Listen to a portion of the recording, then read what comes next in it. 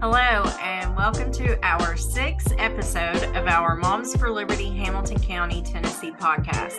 I'm your host, Tanya, and I'm here with my co-host, Rebecca, and we are here for the kids.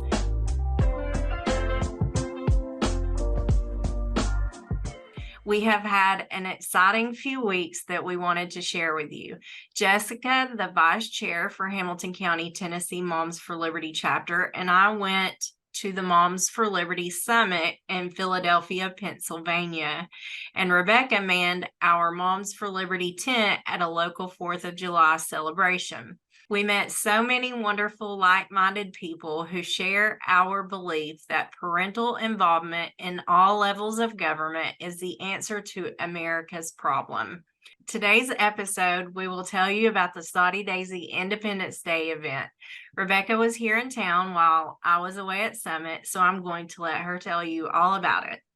We missed you so much while you were gone, Tanya.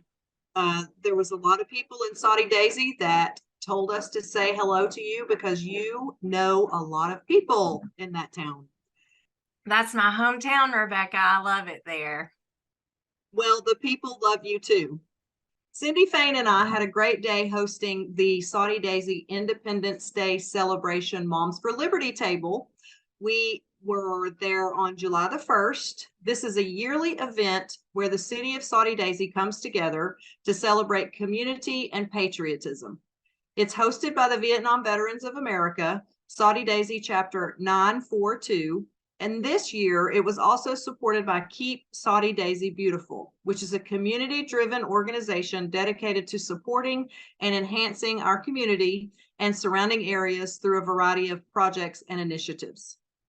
So we arrived at around 7:30 a.m. We set up the tent, we got the table ready, and we got ready for the crowds to come.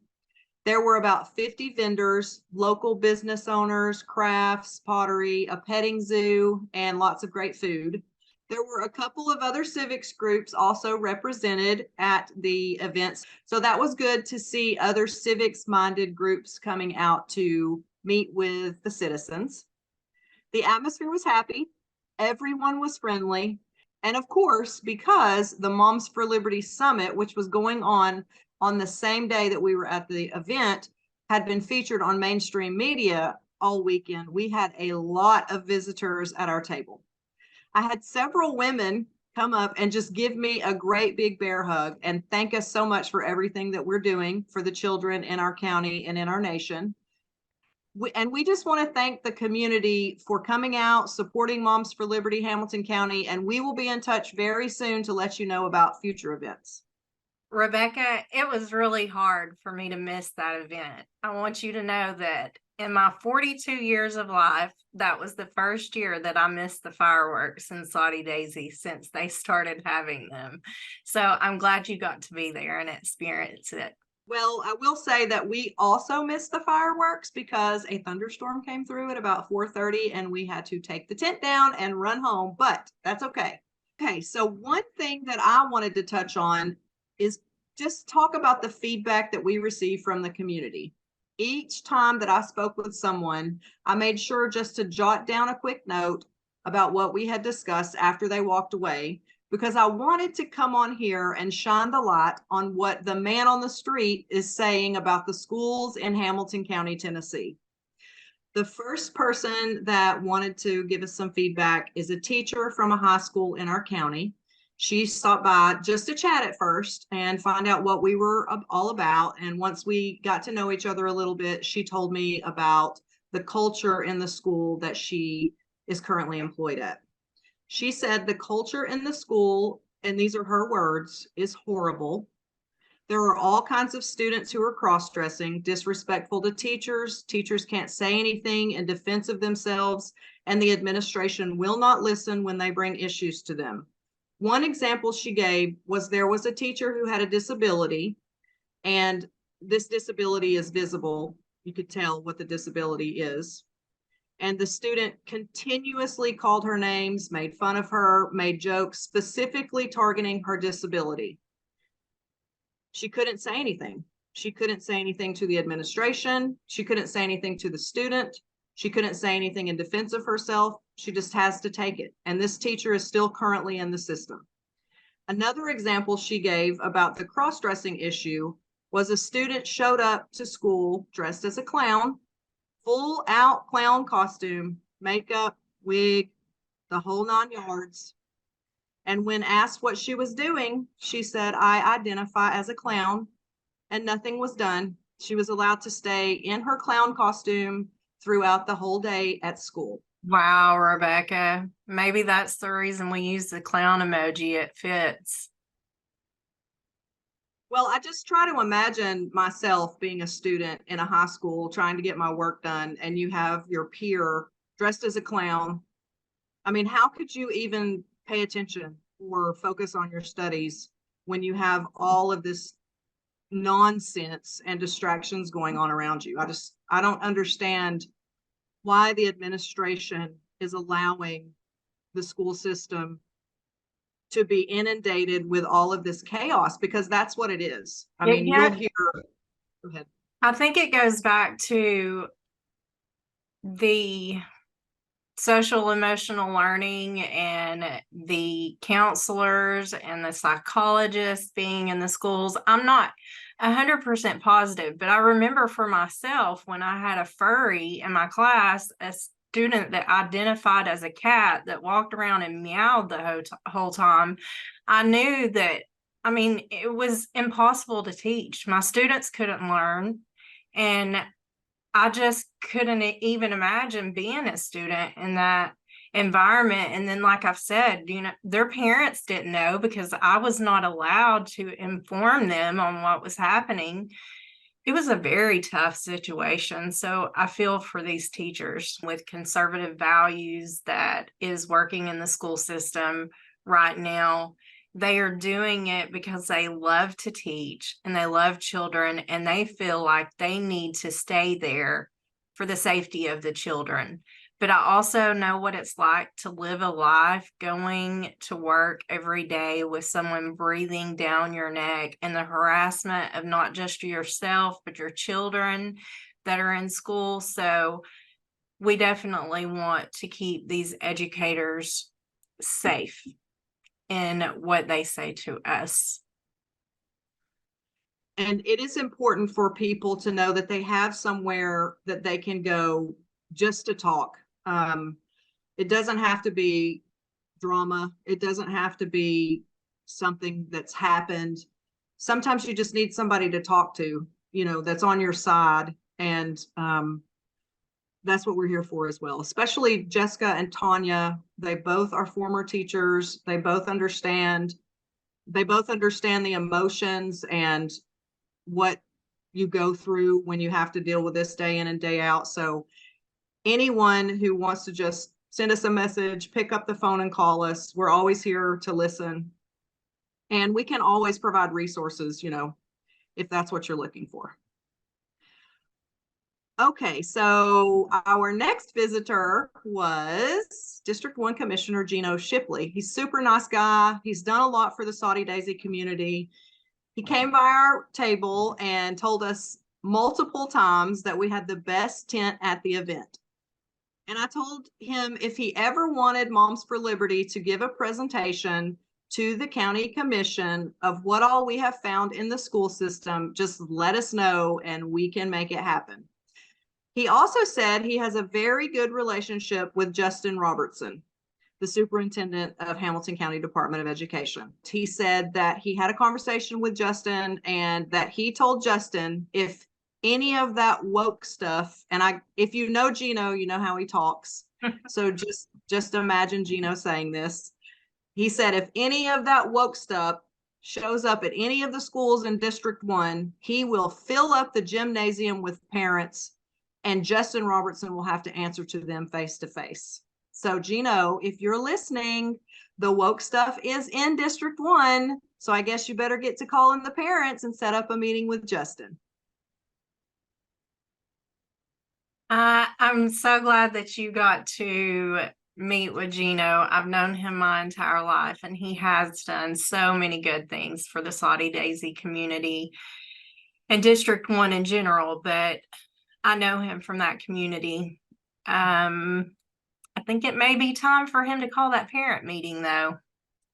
We've heard some stuff about Soddy Daisy High School that parents would not be happy about.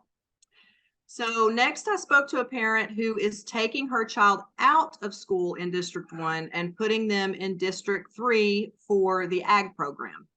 They are worried because the school they are putting their child in has a really bad reputation in the county right now. And they said if anything happens, they will just homeschool the child and send the student to Meigs County because they had heard that Meigs County has a really good ag program. The next person that I spoke to was a super nice gentleman, and he asked us to look into Hamilton County Schools' accountability on fuel consumption. He said that there are people who work for Hamilton County Department of Education in the maintenance department, and they're all allowed to drive their vehicles home every night. He knows of at least 2 employees who are driving to Georgia and to Sequatchie County. And for those of you who don't live around here, this means school employees are allowed to drive their taxpayer-funded vehicles an hour away to go home each night. Must be nice. Do Hamilton County taxpayers know that they are providing vehicles to these school employees? We promised we would look into this and get back to him and let him know what we find. Who knows? This might be part of a future podcast. Next, a pastor stopped by and told us that he was praying for us. He has a 9-year-old grandson, and he had to be removed from a school in Hamilton County last year because of the bullying issue. Rebecca, we hear so often from parents. Their parents are taking them out of schools for bullying issues. I personally know a lot of people that have done this in the past few years, and I don't understand why the code of acceptable behavior is not being followed in Hamilton County schools. It seems like these bullies just continue to get away with their behavior, and it is traumatizing to these kids. So I hate that this parent had to take their child out of the school, but I have a feeling that they will be thankful that they did in the future. That is absolutely right. You have to do what you have to do to take care and protect your children. And a lot of people are choosing to homeschool. There's all kinds of co-ops that are available now. Some people are paying for private school, and they're still having to pay for the public school system through their property taxes. The situation that we're in right now in our country, it's really disheartening, but it is good to know that there are groups out there that are available to assist if you get in a situation where you no longer trust the public school system and you need to remove your child. So next, this one makes me happy to even talk about it. A retired teacher from New York stopped by to talk to us. She was super nice. She loves Tennessee. She's been here for a couple of years. She was so sweet. And she moved down here to be closer to her children. I asked her if she would ever consider going back to teaching, and she said, I would never go back. I would probably get fired. She has a granddaughter in Hamilton County Schools. So she asked her daughter-in-law to come down and meet with us, and we talked to her and gave her some literature to take back with her in case she needed any assistance this upcoming school year. Okay, a gentleman stopped by and asked us to send him information that we had on CSAS because his grandson will be attending the school there next year. So we put out a post the next week after the event, just a call out to parents, and asked about CSAS if anyone had any feedback. And we did get some feedback from a couple of parents. One parent said that the principal that used to be at Hunter is now going to be at CSAS. And I remember from last year, there were quite a few issues at Hunter. I think the specific issue that this parent raised was that the principal was just not a very good communicator. She had tried to get in contact with this principal multiple times, and he just never got back to her. Rebecca, we've heard quite a bit about that school. That might even be one whole podcast that we talk about what's been happening there. We're still waiting on some information about it, and we hope that it gets worked out. I think that might be CSLA, but we could do a podcast probably on all 79 schools in Hamilton County at this rate. Okay, so next, this very nice lady stopped by. She owns a dance company and she stopped by to tell us about her locations in the community. She did advise that she would be going to a homeschool fair, and she said they love, love, love homeschool students. She homeschooled her kids because she wasn't happy with the education that she received in public school. And she said that her grandchildren are unschooled. Next, a grandmother stopped by. Her son works for a local company. He graduated in 2020 from Hamilton County. And she said his kids will never go to public school in Hamilton County because he has seen what has happened firsthand. Well, that was the year that my son graduated. I think we talked about that in the sweltering heat of the summer in the football field with masks on. Wow. I wonder if that is going to be like a whole generation that just decides they can't send their kids to public school because of what happened during COVID. It seems to be headed that way. There are so many parents that have been called terrorists from being at the school board asking for their kids to not be masked and for them to be able to go back to school. And there's a lot of parents that have had so much trouble with government overreach during that time. So I can see that being something that we see in the future. Yeah, I agree, Tanya. COVID really did a number on the American public and the public school system. So I wanted to mention this. A couple of single moms stopped by, and I got different feedback from each mother. So one advised her child currently attends school at Hamilton County, but she said that she would rather homeschool, and she mentioned that she just didn't feel like she could do it as a single mom.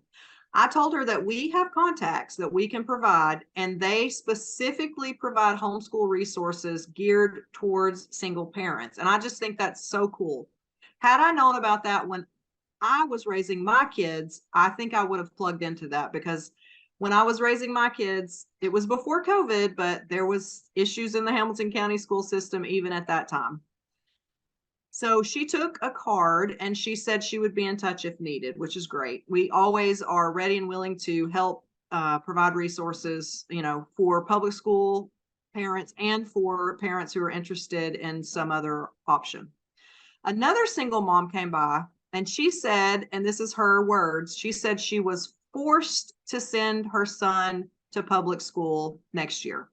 Again, I gave her a card and advised her that there are other options for homeschooling for single parents. I don't know, Tanya, if you want to mention the name of the people that we know that can provide those resources. Why is a mom being forced to send her son to public school? I kind of got the impression from her that she felt like she just did not have any other options because it was just her and her child, and she works, and she didn't think she could do it. She didn't think she could homeschool. That makes sense to me, because before I went back to school to be a teacher, I thought about homeschooling my own son, and I didn't think that I could. So I didn't have the resources to do it. And I believed in public education so much. It's been a complete 180 turn from that time when I went back to college to be a teacher. I will mention one of the resources that we do have. Her name is Andrea Gomez. She is a teacher from the Nashville area, a former teacher. She was fired for not taking the COVID vaccine, and she's the Tennessee director. She has started an organization called Citizens for Renewing America, and she has a lot of homeschool resources, so we can get you in contact with her. Remember, if you have any of these questions, I know some of you send me messages on Messenger. I will tell you that I have hundreds and hundreds of messages in there. So if you could please email me on the Moms for Liberty Hamilton TN at gmail.com email address, or you can call my phone number or text me. It is on my business card for Moms for Liberty. You can always do that as well. Facebook Messenger is not the best place to get in touch with me. I wonder why, because we get so much hate in Facebook Messenger, but you know what they say, all press is good press. So keep the hate coming, because we know if there's hate coming, then we are making a difference in our community. Okay, so we're still on the homeschool topic here. Another mom stopped by. She got our card and she said she would contact us for homeschool information because she would never put her child in public school in Hamilton County. I also spoke with a sweet young woman who is currently in college. She is getting her teaching degree. She said she will work for Hamilton County within the next 2 years. And she also said that she is the type of person that will speak up if she sees anything happening in the schools. And of course, I asked her to keep us informed, and she said she would. A grandpa stopped by. He said his grandchild goes to school in the county and they're currently looking for resources for homeschooling. And of course, we gave him our card. I spoke with an ELA high school teacher who teaches at a high school in Hamilton County. He told me a story about an ELA lesson, which I'm going to look into, and we may cover this on a future podcast. But long story short, the curriculum in the book showed pictures from a movie throughout the whole entire lesson. He said, like, you would turn the pages and you would see the actors. And so the kids were seeing this all throughout the lesson. And he thought it would be a good end of year activity to show the students the movie at the end of the semester. So he thought it would be okay because the scenes from the movie were all woven throughout the lesson. And he said that the administration always says, as long as it's in the curriculum, it's okay for the classroom. I think we have learned from previous podcasts that that's not always true. So fast forward to movie day, he played the movie, and halfway through, there was a nude scene. He said he was just flabbergasted. He didn't know what to do. And he said he can't win. Nothing that he does, even if he follows the curriculum, the content is not age appropriate. And I thought that was very good feedback coming from a male teacher in the Hamilton County school system. Honest feedback from the inside. And you could just tell he was just exasperated. He really tried to do the right thing. He thought, in his school, when he was in school, having a movie at the end of the semester was a treat. And he thought, well, I'll just show them this movie, and ended up showing a nude scene to a bunch of teenage boys and girls. Well, Rebecca, we know that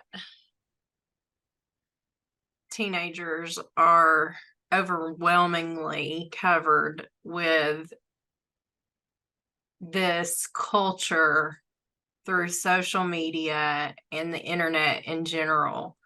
But we try to be truthful and honest about what is being taught in the schools, because there are parents who do not allow their children to have phones or internet access at home. And I don't blame them. I really don't. Like I said, my son has graduated from high school, and things were changing fast when he was in middle school and high school. And I had parental controls on there, on his phone and his TV. And I know at times he got made fun of by his friends and people in school because I wouldn't allow him to play video games that the other students or kids were getting to play.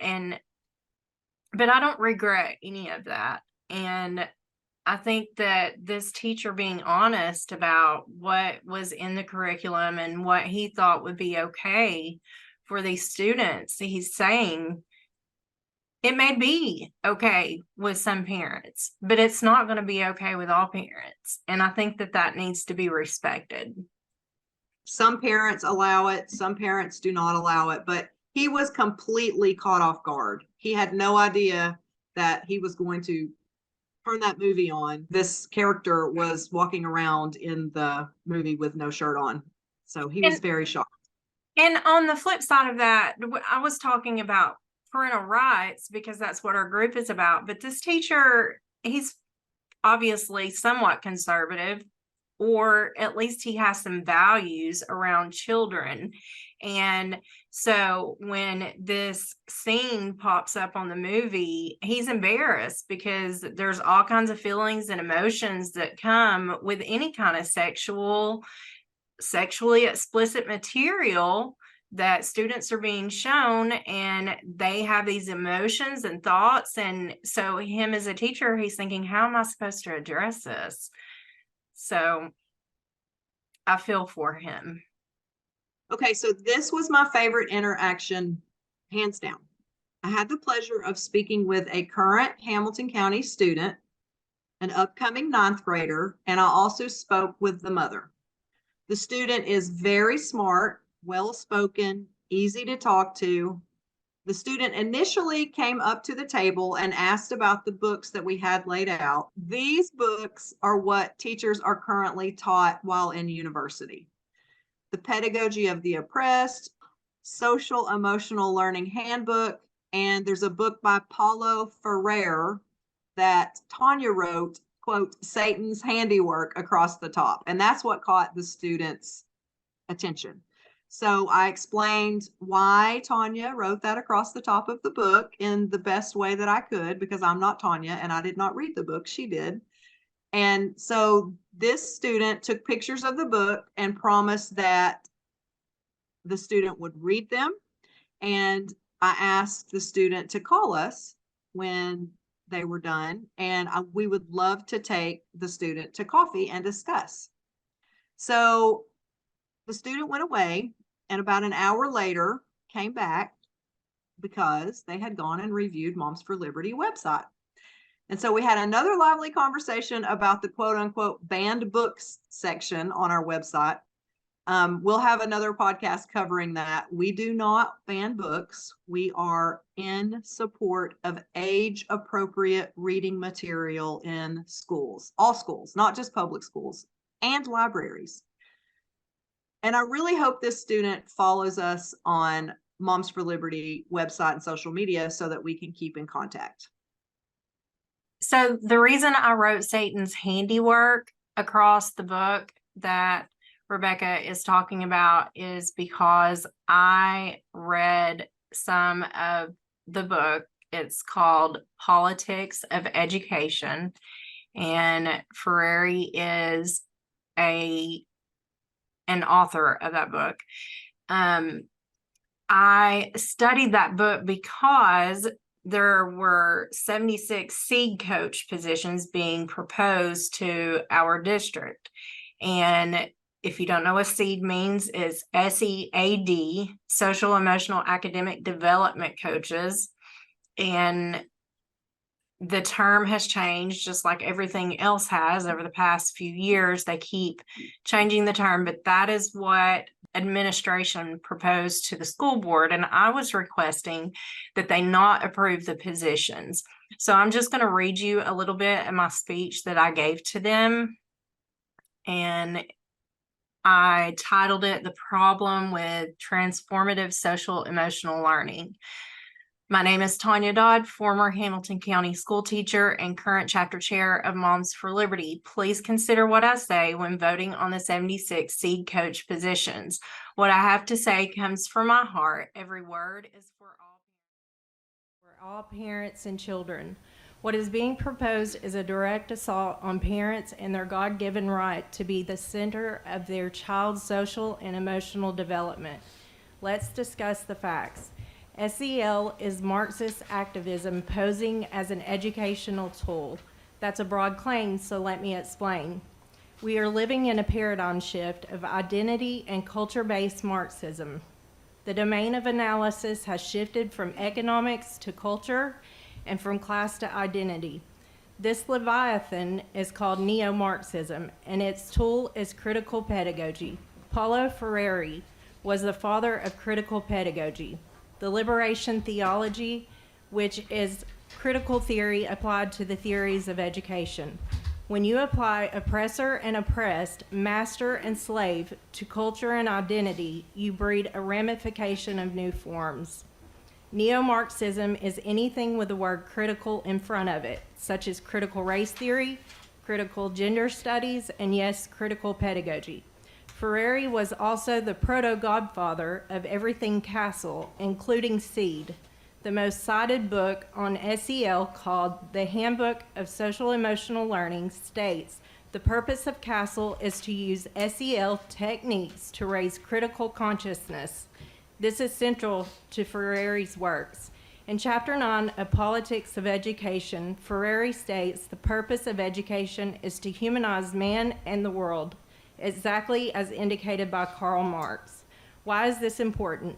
One of Castle's go-to scholars, Linda Darling Hammond, says this is the purpose of SEL. She wrote the foreword to the Handbook of Social Emotional Learning, and I quote, SEL is deeply Freirean, and what must happen is the humanization of education.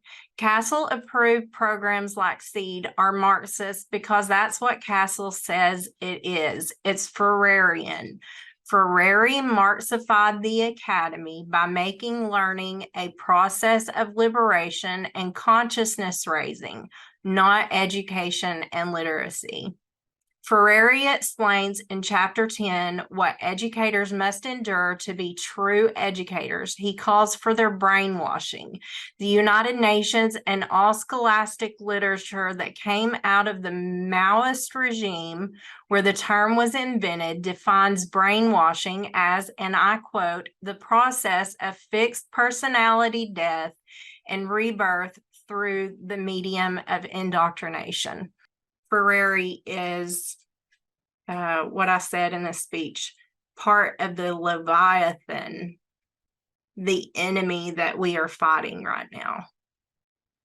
Tanya, that was a great speech, and you really upset the school board when you gave it that night. You could see them squirming in their seats, and it was very powerful. They knew exactly what you were talking about. They knew exactly who these people are. They know exactly how the teachers are trained. They know exactly what they are doing to these kids.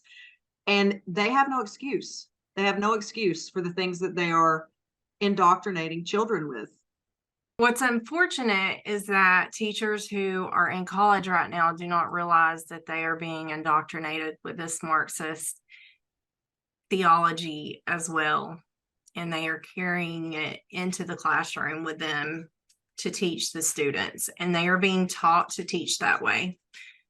And then when they get to whatever school system they work for, the curriculum's there with all of the critical theory in the curriculum, and teachers are required to teach it. Like we talked about before, they're required to read from a script. Yes, we have shown that in previous episodes, time and time again. Teachers are scripted. And you mentioned the seed coaches. Part of the job description of that seed coach is for that seed coach to make sure the teachers are following that script. Oh, I forgot to mention, they approved the seed coach positions, but they changed the name of them. So that's just the same thing that all of these Marxists are doing. They just keep changing the terms and the definitions of words, and they're trying to confuse everyone, but we will get to that in a. Yes, we will get to that because, at the end of the day, they think they've captured the language. They think that they have one up on all of us plebes down here who don't have PhDs and don't know what they're doing. They think we don't understand that they're continuously changing the language to try to confuse people, but we understand. So what we're going to do is we're going to recapture the language, and we're going to call it what it is. Yes, we definitely are going to do that. And that's what we are trying to do here for everyone who comes to listen and watch. And we thank you for doing that. And we hope that you continue to share these podcasts with other people in Hamilton County, especially parents of children in Hamilton County schools. Thank you for hanging in here with us today on this episode about the Independence Day celebration in Soddy Daisy. I'm very thankful that Moms for Liberty was there to be able to represent and to be able to connect with the community. In our next episode, we will take a break from all of this SEL, CRT, DEI, and all the other acronyms, and we will focus on a lighter topic. We will talk about parent and community engagement in school and how to connect with your child's school and the things that you need to be paying attention to and all the questions that you may have. Thank you for joining us. Please go to Rumble and find M4L Hamilton TN. Click follow and turn on notifications, as well as on YouTube at Moms for Liberty Chattanooga, and click on subscribe and turn on notifications. Don't forget to share this podcast with others. You can also visit our website and social media to connect with us. Those links will be in the description of this episode. This is Tanya and Rebecca signing off until the next episode. We are here for the kids, and we will see you next time.